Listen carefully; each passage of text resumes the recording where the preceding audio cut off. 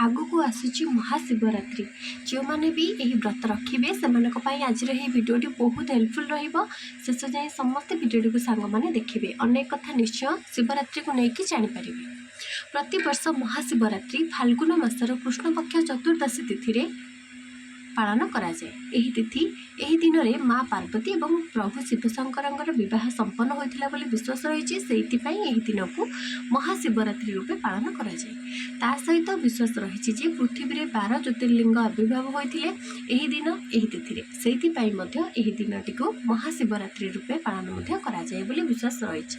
चलित वर्ष फेब्रुआरी 26 तारिख अर्थात बुधवार में महाशिवरात्रि पालन हेब।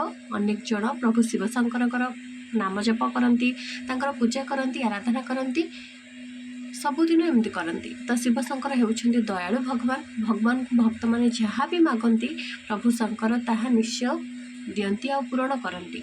तांको इच्छा सब पूरण करथांती। महादेव को जेते सब सुगंधित फूल अच्छी जेते सब विषाक्त फूल अच्छी अत्यंत प्रिय होता है। जो मानू भिडियोटी पसंद आपर्यंत जो मैंने कमेंट रे ओम नमः शिवाय लिखि ना समस्ते ओम नमः शिवाय लिखि दिंतु। ता सहित जदि शिवरात्रि को लेकिन किसी मन में आपंकर डाउट रही निश्चय मत कमेंट जनातु। जमीक नागचंपा धड़ा मंदार अरख गयस स्वर्ण चंपा धड़ा दुरुदुरा टगर नाली पद्म नाली कनियर बेलपत्र अत्यंत प्रिय होता है। यही सब फूल महाशिवरात्रि में भगवान शिव को अर्पण करने बहुत भल। ता सहित यही दिन बेल नड़िया विभिन्न प्रकार फल चना अर्थात बादाम बरकोली शिवरात्रि में भगवान को अर्पण करा जाए। समस्ते यही महाशिवरात्रि व्रत रखिपारे किसी असुविधा ना। जो मैंने व्रत रखिए संकल्प नहीं कि व्रत रखा उचित। वर्ष वर्ष तपस्या कले जो फल मिले ना यही गोटे दिन व्रत रखिले ताहा मिलता है। यही दिन कहीं निर्जला उपवास करते जेहेतु यह हूँ जागर व्रत समस्ते उजागर रही राति सारा यही व्रत को पालन करती। दिन और राति उभय मिसिक व्रत को रखि था। तो आउ कहीं फलाहार कर व्रत को रखि था। जो मैंने व्रत रखी न था रखी पारती ना कौन कारण से किसी जरूरी नियम को पालन करती से दिन सात्विक भोजन करती किसी नियम मानि था। जो मैंने प्रभु शंकर भक्त से सबुदिन भगवान शंकर पूजा आराधना करती किंतु वर्ष सारा पूजा करिबार फल यही गोटे दिन में व्रत करके मिलता है। शिवरात्रि दिन जलाभिषेक एवं रुद्राभिषेक करने अत्यंत शुभ बोली मना जाए अर्थात जलाशय करने अधिक शुभ होता है। शिवरात्रि दिन सकाल स्नान सारिकी परिष्कार लुगापटा पिंधि व्रत रखि व्रती मैंने सकाल सकाल शिव मंदिर जाके जलाभिषेक करती प्रभुंकर पूजा आराधना करती। यही दिन कहीं निर्जल उपवास रहीकि जागर व्रत रखि था। कहीं गोटे थर फल खाई पणा पीकी यही व्रत को पालन करती। जो मैंने निर्जल उपवास रखि था से दिन सारा पानी पीबे ना। आपण इच्छा अनुसार आपण मैंने व्रत रखिपारे कारण समस्त शरीर सामान नुहे। कहीं निर्जल उपवास रखिपारती ना कारण कहार कहार अधिक समय उपवास रहिबा द्वारा मुंड बुले हेबा गैस एसिडिटी हेबा एमती अनेक प्रकार शरीर में बीमारी थाए। तो यही कारण समस्ते निर्जल उपवास रखिपारती ना किंतु यही उपवास जो मैंने संकल्प नहीं कि भक्तिर सहित व्रत रखिए से मनस्कामना निश्चय पूरण होता है बोली विश्वास रही। जदि आपणकर शरीर अधिक कष्ट देउची आपण निर्जल उपवास करें ना बोली भावुंट ताहले आपण माने मिश्री पानी पी देकी व्रत रखिपारे। आहरी अधिक जदि कष्ट होता लेंबू मिश्री पानी पीकी व्रत करें कि फलमूलर पणा आपण माने पीकी व्रत करें कि अधिक कष्ट हेल्ले आप अरुआ अन्न सेवन करके व्रत रखिपारे। किंतु शरीर को सुस्थ रखा उचित कारण शरीर जदि खराब हो आम आगू किसी भी करें ना। तेणुक जहाँ आपको सुविधा अच्छे से हिसाब से व्रत रखिए। यही व्रत जेहेतु महाशिवरात्रि अर्थात जागर तेणु राति सारा पूजा होता है। तेणु राति उजागर रहीकि व्रत को पालन कराए। जो मैंने छोट पिला वृद्ध लोक अधिक वयस्क लोक कि बीमार लोक से शोपारे।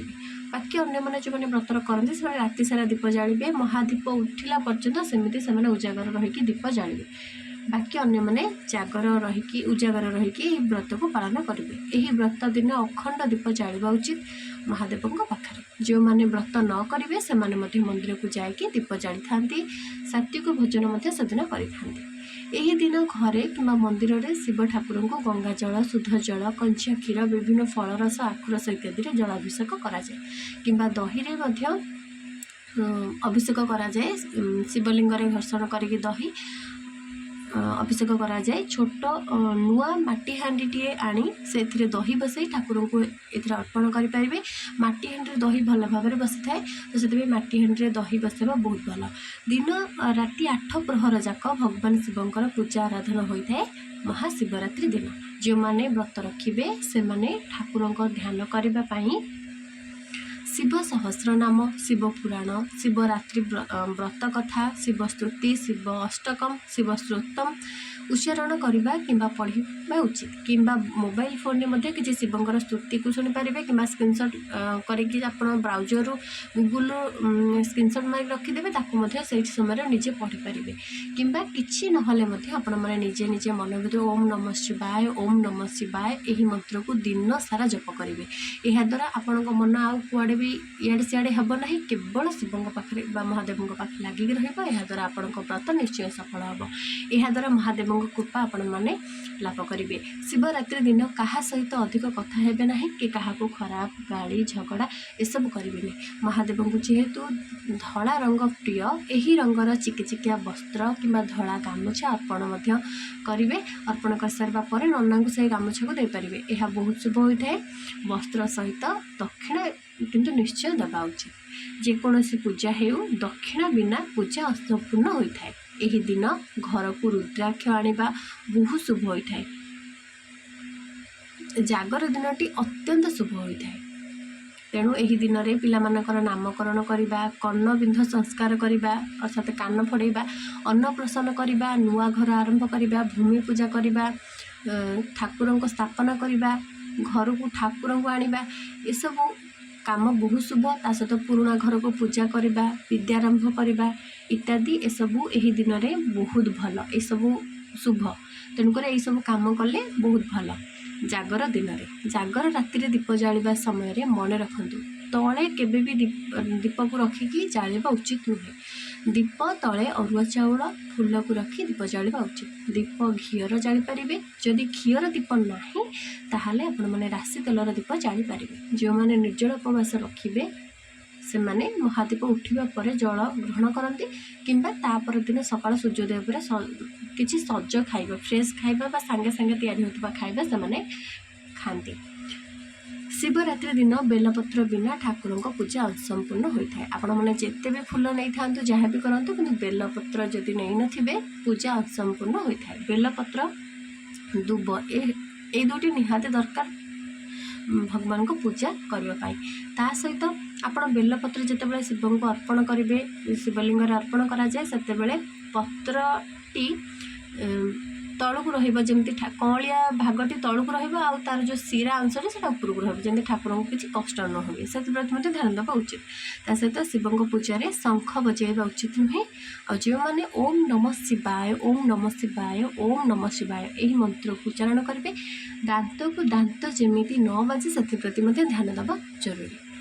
ଶିବ ମନ୍ଦିରରେ ମହାଦେବଙ୍କୁ ଉତ୍ତର ଦିଗକୁ ମୁହଁ କରିକି ପ୍ରଣାମ କରିବା ଉଚିତ। ଶିବ ମନ୍ଦିରରେ ଅର୍ଦ୍ଧ ପରିକ୍ରମା କରିବା ଉଚିତ। ପୂର୍ଣ୍ଣ ପରିକ୍ରମା ଶିବ ମନ୍ଦିରରେ କେବେ ବି କରିବେ ନାହିଁ। ପ୍ରଥମେ ଶିବ ମନ୍ଦିରର ଦକ୍ଷିଣ ଦିଗରେ ଗଣେଶଙ୍କୁ ପ୍ରଣାମ କରିବା ଉଚିତ। ଦକ୍ଷିଣରୁ ପଶ୍ଚିମକୁ ଗଲେ କାର୍ତ୍ତିକଙ୍କ ଦର୍ଶନ ସେଠି କରିବେ। ତାପରେ ପଶ୍ଚିମରୁ ଉତ୍ତରକୁ ଗଲେ ସେଇଠି ଆପଣମାନେ ମା ପାର୍ବତୀ ବିରାଜମାନ କରିଛନ୍ତି। ସେଇଠି ମାଆଙ୍କ ପାଇଁ ଯଦି ଆପଣମାନେ ନେଇଥିବେ ଶଙ୍ଖା, ସିନ୍ଦୁର, ଫୁଲ, ଦୁବ, ଫଳମୂଳ ଯାହା କିଛି ନେଇଥିବେ ତାଙ୍କୁ ଆଳତି କରି ପୂଜା କରି ପ୍ରଣାମ କରିବେ। ତାପରେ ସେଇଠୁ ହିଁ ମାଆଙ୍କର ସମ୍ମୁଖରେ ହିଁ ପାଦୁକା ନଳା ଥାଏ, ଯାହାକି ମହାଦେବଙ୍କୁ ସ୍ପର୍ଶ କରିଥାଏ। ତ ସେଇ ନଳାକୁ ଡେଇଁକି ଆପଣମାନେ ଆଗକୁ ଯିବେନି, ସେଇଠୁ ହିଁ ଫେରିଆସିବେ। ମାନେ ଅର୍ଦ୍ଧ ପରିକ୍ରମା ସେଇଠୁ ହିଁ କରିବେ। ମନ୍ଦିରର ଅର୍ଦ୍ଧ ପରିକ୍ରମା କରିବେ, ଆଗକୁ ଆଉ ଯିବେ ନାହିଁ। ପାଦୁକା ନଳାକୁ କେବେ ମଧ୍ୟ ଡେଇଁକି ଯିବା ଉଚିତ ନୁହେଁ। ଏହିପରି ଅର୍ଦ୍ଧ ପରିକ୍ରମା କରିବା ଉଚିତ। ଶିବ ମନ୍ଦିରରେ ପୂର୍ଣ୍ଣ ପରିକ୍ରମା କରିବା ଉଚିତ ନୁହେଁ। ଅର୍ଦ୍ଧ ପରିକ୍ରମା କଲେ ଉଚିତ ଫଳ ମିଳିଥାଏ। ଗର୍ଭବତୀ ନାରୀମାନଙ୍କୁ 6ରୁ 7 ମାସ ପରେ କୌଣସି ପୂଜା କାର୍ଯ୍ୟ କରିବା ପାଇଁ ବାରଣ କରାଯାଏ। ଏହାକୁ କିଛି ଜଣ ଭୁଲ ବୋଲି କହିପାରନ୍ତି, କମେଣ୍ଟରେ ମଧ୍ୟ ଯୁକ୍ତି ତର୍କ କରିପାରନ୍ତି, କିନ୍ତୁ ଏହା ଶିବ ସଂହିତାରେ ବର୍ଣ୍ଣନା ରହିଛି। ଏହା शास्त्रीय नियम अटे, शास्त्रीय प्रमाण अटे। यार कारण होची गर्भवती महिलांकर 6 ରୁ 7 मास पर शरीर में अधिक भारी अनुभव, कष्ट इत्यादि आरंभ होता है। तेणु गर्भवती महिला और शिशुर सुरक्षा दृष्टि एमती कहुई सुरक्षा ही कहुई। आप निजे चिंता करूँ जितेबाला गर्भवती नारी 6 ରୁ 7 मास हो से केमी कष्ट थे, तो से पूजा करने व्रत सब करने मना कराए जमी कष्ट अनुभव न हो।